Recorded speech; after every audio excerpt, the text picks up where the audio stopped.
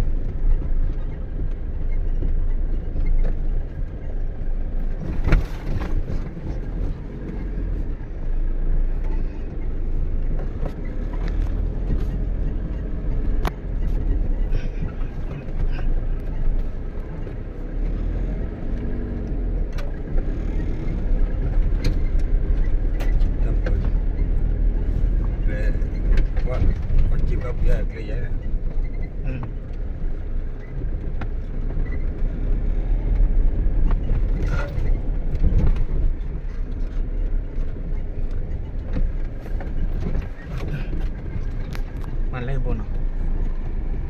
เลขโบเจ็ดประมาณจะซอยให้เป็นเราเป็นประวัติเนี่ยอันบ้านหรือบาทบ้านไหนไอ้ยี่ครับขโมยโบใหญ่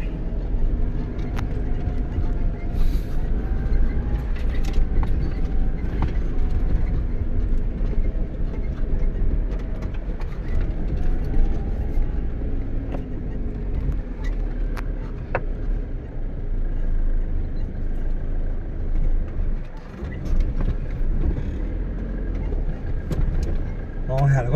ก็ถึงเลยดิหาเราค่อยเลยว้ายี่เวลาตันนาริบเลยยี่ไม่ซอยให้ได้เอาไว้หมายเคลียร์ไว้ให้มันเนี่ยเบอหาเราก็คิดในลูกชิคกี้มันนี่เนี่ยวะ